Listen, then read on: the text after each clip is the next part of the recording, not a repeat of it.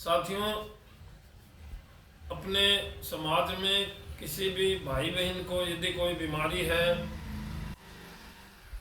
तो उस बीमारी का जो प्रभाव है पूरे उसके घर पे, उसके रिश्तेदारों में, सामाजिक रूप से, मानसिक रूप से, आर्थिक रूप से और शारीरिक रूप से विपरीत प्रभाव इसका निस्संदेह पड़ता है। कोई भी व्यक्ति नहीं चाहेगा कि वो बीमार पड़े। ईश्वर ने प्रत्येक व्यक्ति को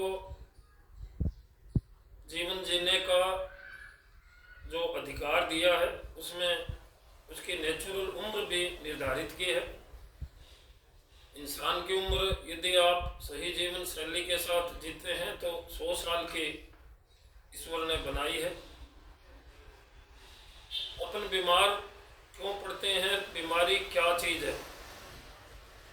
अपने शरीर के कोई हिस्से में या पूरे शरीर में जब भी कोई अप्राकृतिक रूप से उसके कार्य करने में या उसकी शारीरिक संरचना में विपरीत यदि उसमें कोई लक्षण आते हैं तो वो उसके बीमारी की अवस्था कहलाती है। और इंसान के बीमार होने में बहुत कारक हैं जो उसको बीमार करते हैं, जिन कारकों को हम पैथोजन या रोगजनक कारक बोलते हैं।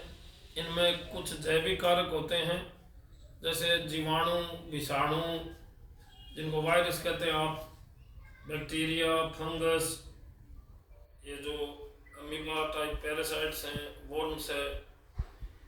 अपने वातावरण में मौजूद अन्य कारक जैसे जल का प्रदूषण है, वायु का प्रदूषण है, ध्वनि प्रदूषण है।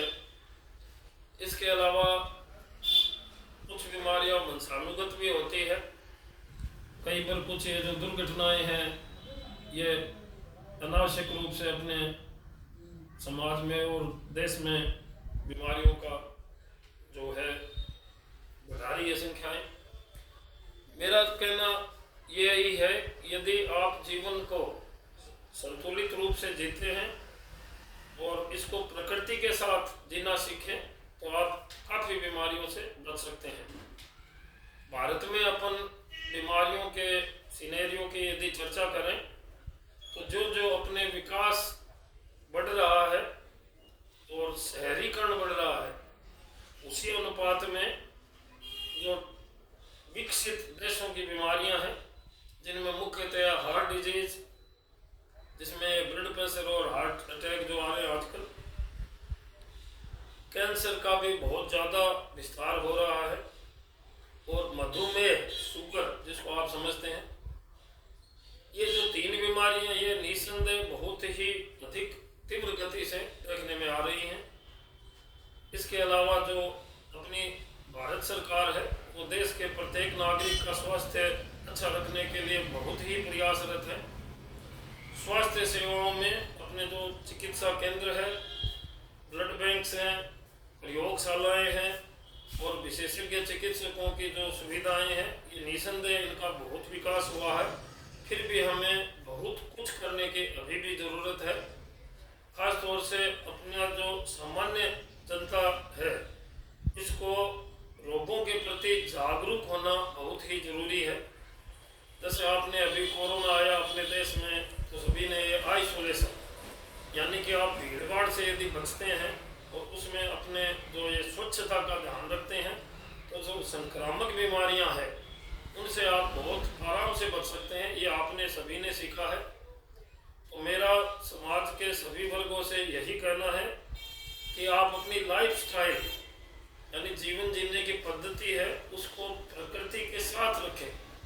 यानी ये जो मोटापा है, ये तंबाकू और अल्कोहल का अधिक सेवन है, ये समय से सोना जागना, इसमें जो डिस्टर्बेंस आई है कार्य करने की अधिकता से, खासतौर से नौजवान पीढ़ी में, तो ये अपने जीवन की पद्धति को बदलें। सवेरे 15 मिनट अपने शरीर का ध्यान रखें, योग, प्राणायाम और एक्सरसाइज जितनी भी वो यदि कर सकते हैं, और कार्य करते हुए भी बीच में ये जो योगा है छोटे छोटे, ये आप आराम से अपने कार्य स्थान पे भी कर सकते हैं। लगातार बैठे रहने से बचें, बीच बीच में खड़े होकर आप चलें। प्राणायाम आप चलते फिरते जागते सोते कभी भी कर सकते हैं। एक ये जो नए ज़माने के अपने भोज्य पदार्थ आए हैं, इनका कम सेवन करें और ख़ास तौर से दूषित वातावरण और दूषित खान पान से बचें। दूषित से मेरा अभिप्राय ये है कि यदि आपको ये महसूस होता है कि ये चीज़ें प्रदूषित है और ताज़ा नहीं है, घर में भी आप जो कोई सब्जी फल वगैरह लाते हैं उसका भी आप सफाई से उनको स्वच्छ पानी से धो के फिर प्रयोग करें। और यदि कोई घर में बीमारी है तो उसकी गंभीरता के कुछ लक्षण होते हैं, हमें भगवान का धन्यवाद देना चाहिए कि हर एक बीमारी का लक्षण और उसके कुछ पहचान चिन्ह वो अवश्य देता है, जिसको चिकित्सक पहचान के आपका उपचार करते हैं। तो घर में छोटी छोटी बीमारियों की गंभीरता के लक्षणों से यदि आप परिचित होते हैं तो फिर आपका उसमें बहुत जल्दी समाधान और नुकसान होने से बचा जा सकता है। और बच्चे बच्चियों को आप पढ़ने के साथ साथ उनको शारीरिक व्यायाम और योग के प्रति निसंदेह जागरूक करें। इससे वो अपने मानसिक तनाव से भी बचेंगे और अपनी जो भगवान की दी हुई उम्र है 100 वर्ष वो अवश्य प्राप्त करेंगे। घरों में कुछ बीमारियां उम्र के साथ साथ भी होने लगती है, तो ये डिजनरेटिव चेंजेस की वजह से आँखों की है, शरीर की है, एक खान पान से कोलेस्ट्रॉल आजकल शरीर में बहुत जमा है। तो नित्य व्यायाम से आप अपनी काफ़ी बीमारियों को बचा सकते हैं। धन्यवाद।